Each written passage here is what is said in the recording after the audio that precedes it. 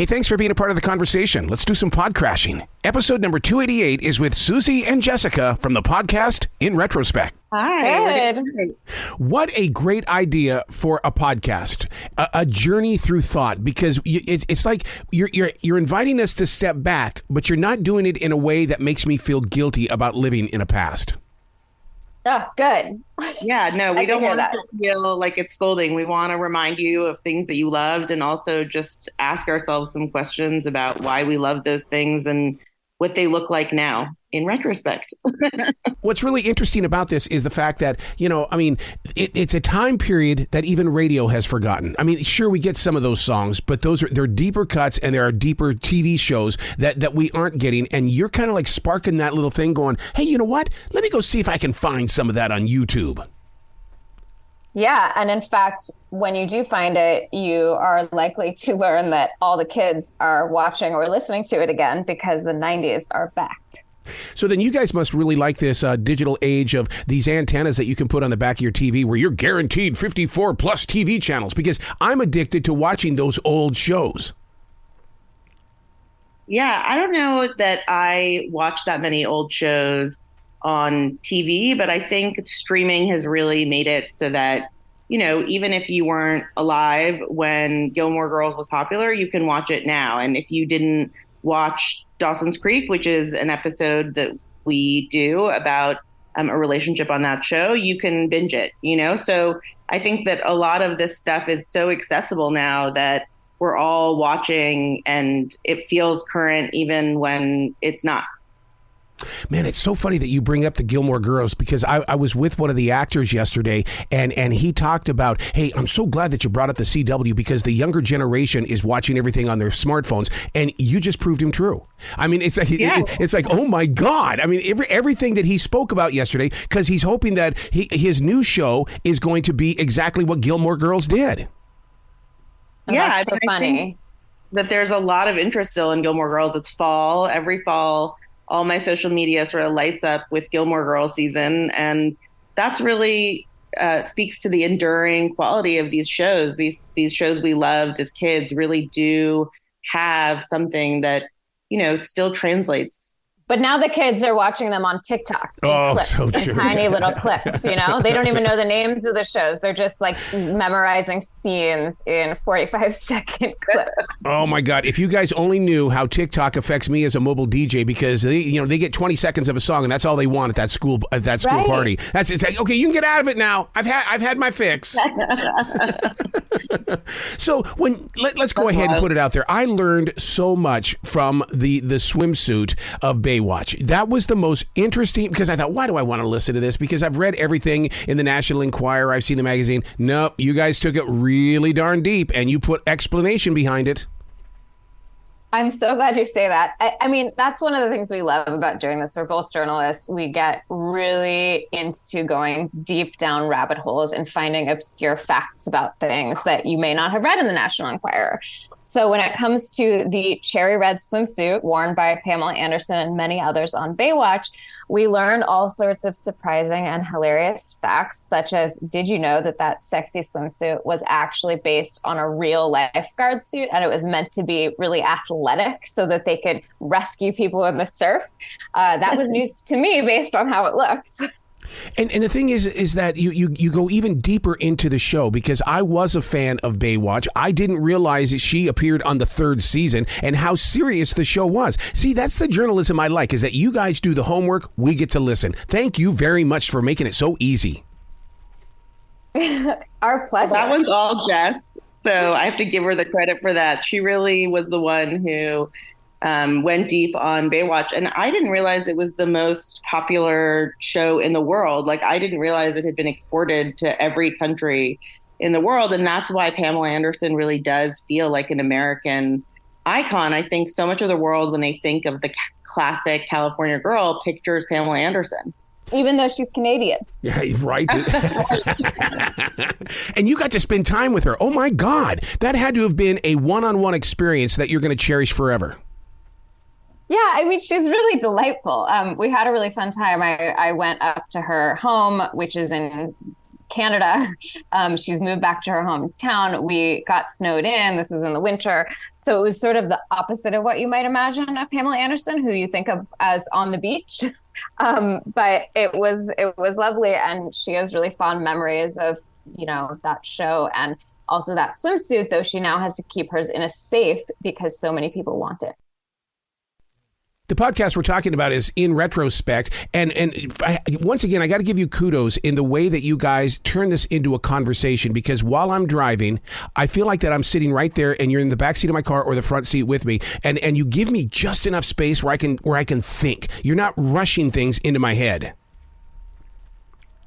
We're so happy to hear that. I mean, I think what we really want is for people to feel like they're at lunch with us or at dinner and we're just having a conversation, and it's something we happen to know a little bit more about. So you're listening to us sort of banter about it, but we do want it to feel intimate and like it's a way for us to just kind of hang out with you for a bit. So I'm really happy to hear that that's how it felt for you.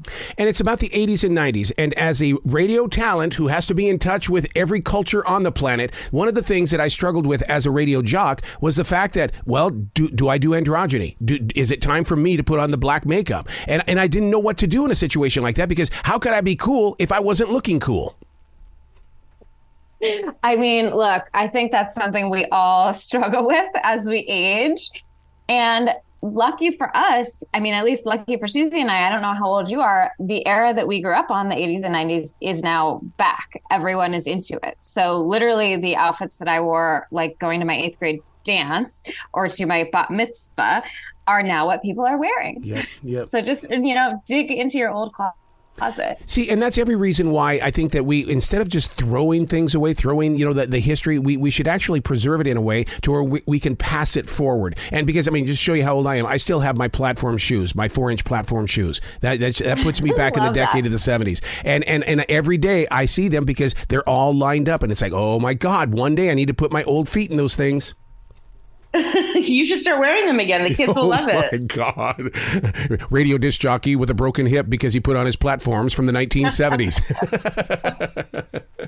Oprah's Little Red Wagon. I mean, you know what? We've entered this age now where Oprah is, well, she's not on everybody, the tip of the tongue anymore. But yet you bring it up in a way going, oh, my God. Do you remember when Oprah was the big deal? Yeah, I mean, I think that Oprah is obviously still an extremely famous person, but, when she was coming into your living room every day at 4:00 growing up, that really did have a different kind of impact on the culture. We really felt like she set the conversation on a lot of topics.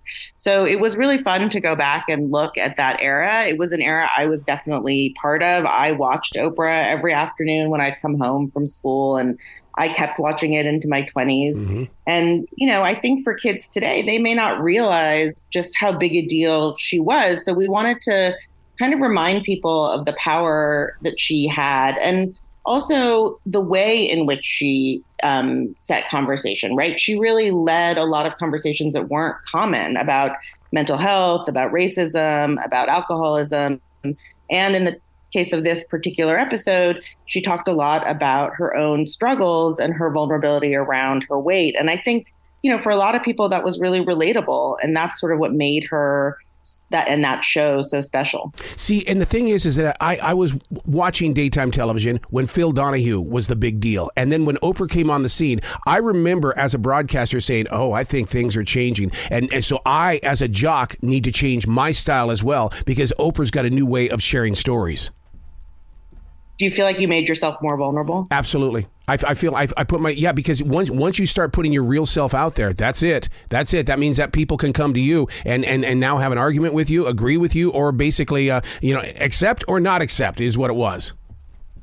Yeah, I think the audience really responds to authenticity. And that's something that Oprah really figured out early on. The daytime market was very tabloidy, as you're sort of remembering the Phil Donahues, the Geraldo Rivera's. That was like a very tabloidy culture. And she sort of brought a much more personal touch, and she made it about, as she would put it at the time, living your best life. So it was a very different kind of approach to talk shows. She started out doing kind of a more traditional, tabloidy thing, but over time she really developed her own style, and then it's been imitated a lot. And I think, it's been really hard to capture that same magic, but a few people I think are starting to do it, and we're starting to see other big popular shows, but it's taken years. Like that hole in the daytime market, it took a long time to fill it. Yeah, you know what's really interesting? The way that you just said that is that there was a gigantic hole in the broadcast industry back then, and that we can look at television today with the news and the daytime shows or the morning shows such as NBC's Today, look at the hosts and say, you know what? There was a story before those hosts got on into that position. And that story actually goes back to the 80s and 90s, because look at what women were doing in the 80s and 90s, growing into that position of being a leader in broadcasting. Yeah. I mean, I think, what we look at now as pretty common was pretty uncommon when we were growing up. Like when you look at what Barbara Walters was able to do, when you look at what a Diane Sawyer or a Katie Couric did, they really led the way for a generation of female journalists. We see, women leading evening news shows now. We see women leading Sunday morning talk shows. Yeah. That's something that we didn't really see growing up. And I think, as a culture, we do owe a debt to these women who really led the way. And part of what we're trying to do with the podcast is sort of ask ourselves, what ways did they help move the culture forward? But in what ways did the culture also shape them? What were they sort of forced to do to be able to take on those roles? And I think, those compromises are part of, being first and taking on roles that aren't necessarily expected of women. And so sometimes when we look back on it, it does feel dated, but it still really tells us something about where we are now.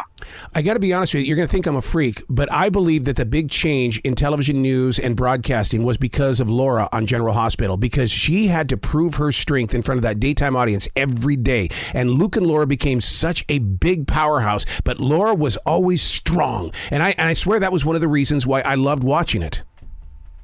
Oh, that's so funny. I mean, I'll let Susie chime in on this because she knows everything there is to know about Luke and Laura. But I actually didn't watch it at General Hospital, and I didn't know about Luke and Laura. And so to learn that their wedding was watched by more people than the actual royal weddings, either of them, was just stunning to me. That's how big they were. Well, the song Baby Come to Me from Patty Austin, my God, I was on the radio when when they finally gave it to us to play on the radio, because they were getting it on television and listeners wanted it. And I mean, that just proved how strong that was.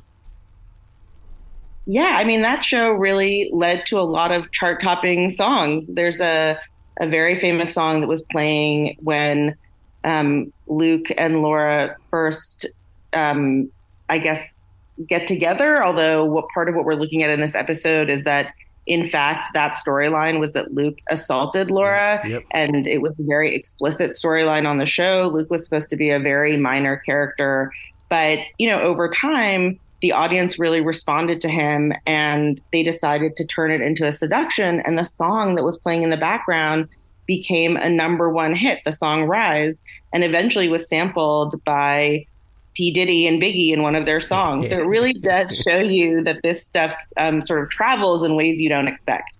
At any time during your journalism careers, back in the early days and through the struggles and challenges with editors and program directors and things like that, did you ever think that the freedom of a podcast was just that far away? You said, we're going to get there. We're going to get there. And we're going to have a place where we can do journalism like this that affects people's everyday lives. Yeah, I mean, it's honestly kind of nice for me anyway, as a writer, to get to rest my wrists and talk to a friend. Like, this is a much more communal process. It feels like chatting with a friend while getting to do journalism. So that's a really fun aspect of it. And I think reaching communities that may not necessarily read the New York Times for me. And in that process of creating these shows, how does it come out into being? Because so many people tune into these shows that I do, because my goal is to teach better podcasting rather than judge, because I can't do that. I'm not a critic. But what I want to do is I want to showcase stars and journalists that are building shows that make a purpose in the reason why we listen. Yeah, I mean, I think the experience of doing this has been so fun for us. And part of what we're trying to do is really help people become familiar with these topics, but not in a way that feels like we're lecturing you or scolding you. We just want you to feel like you're chilling with us and we're helping you kind of look back on things slightly critically, but not negatively. Right. These are things we loved, and we want other people to embrace that. Okay, so we say that we're not doing it critically. Axe body spray. Come on. I never fell in love with that. Did you wear it? No, I couldn't do it because I felt like it put me too present, if you know what I mean. I mean, I'm such an introvert, and I think that in wearing it would have put me way out there because people go, whoa, dude. And it's like, oh, God, why did you recognize me? Because of the Axe body spray. That's hilarious. Yeah, I mean, for us growing up in the 90s and early 2000s, that was like the scent of middle school, like you couldn't escape that scent. All the boys, soon to be men in middle and high school, were dousing themselves in Axe body spray. And so when we were focusing on some of these subjects in the show, we did an episode on Dawson's Creek. We're doing other ones. I just kept saying, God, this is like making the scent of Axe body spray rise up in my mind. But then I couldn't really imagine what it actually smelled like. And then it turned out that Susie had never smelled it. So I actually went and got a bunch of Axe body sprays. It's very easy to get still. And we doused the studio with it. And then we were choking and could never go back in there again. Speaking of cultural changes, I think Moon Zappa changed something. It wasn't that she introduced a way of speaking. It was already popular in the valleys of California, but she at least put it out there for the rest of the nation to catch up. Yeah, I mean, I'm a California girl through and through. I think you can hear it on the podcast. So, that's kind of the interesting thing about this. Like, I was born in Iran, so you wouldn't think that I would sound so much like a California girl, but so many of us who sort of came to this country as kids learned about culture by watching these shows and watching these celebrities. So I think, part of the way I sound is because I grew up watching people and admiring them and then imitating them. And isn't it odd that even vocal frying today, to me, it's just another form of valley talk. But the thing is that these experts now say that vocal frying will actually destroy your voice. I never heard anything like that about valley talk. Is that true? Yeah, I don't know if that, I mean, so I find this so interesting because yes, Valley Girl speak, of which I've been accused many times. And I'm not from the Valley. I grew up in Seattle in the grunge era. So kind of opposite of Valley Girl. But if you look at the comments on our podcast, often people will say we sound like Valley Girls. And I think this is really common for women. But actually, what the research shows is that, women tend to have higher pitches. And sometimes we can interpret it as being more Valley Girl than it may actually be. And so if the baseline, if what we hear as authoritative voice has traditionally been male, because those were the people in charge, you can understand how anything that challenges that or that sounds different can be sort of dismissed as Valley Girl speak. So I don't know. This is the thing that I've thought about for a lot of my career and thinking, well, do I change the way I talk or do I just embrace it? And this is how millions of women speak. So why not? You bring up a very good point because I'm a broadcast instructor. And one of the things that I do when I sit down with the female journalists and broadcasters is the fact that I say, bring it down an octave because I want you to talk like you're talking to your mom and dad. You don't go way up here with your mom and dad. Keep it down here so that you can have that conversation. And of course, guys are going, hey, baby, what are you doing? Yeah. Big rock. I'm going, no, get your voice out of the, it's girls go high, guys go low. That's so interesting because, actually, if you trace the history of this, and this is one of the things we love to do in this podcast, you'll find that the original tools created, the original recording tools and also microphones were actually created for male voices. So in fact, they don't capture female voices the same way. Like there's a raspiness. So it's one of those things where it's like, yeah, sure, you do want to be heard. You want to make sure that your voice is heard. But there is bias deeply embedded into the way that radio was created, where it literally didn't record women's voices the same way. We only have a couple of minutes here, and I wanted to talk about this. The Boy George changed everything. I mean, in so many ways, and continues to do so today. What was your personal experiences? I mean, I love Boy George, and I still do. I think that music is so evocative of that era, like the Boy George era, the George Michael era. That music really, when you hear it, it just takes you back to being a kid. And also just, I think a lot of the culture now, we sort of act like it's all new, right? Harry Styles wears a dress and we're like, oh my God, this is the first time that's ever happened. But when you look back at like a David Bowie or a Boy George, they played with these same sort of androgynous styles. And, that's really what we owe this current fashion moment to. It's important to remember kind of the roots of all this stuff. You know what's interesting about your podcast, In Retrospect, is that I'm not racing to win a career right now. So therefore, when I listen to this, I get to enjoy the life that I missed because I was chasing a career. Oh, that's so interesting. Yeah. Please come back to this show anytime in the future. The door is always going to be open for you. Thank you so much for having us. Well, you be brilliant today, you two. You too. You too.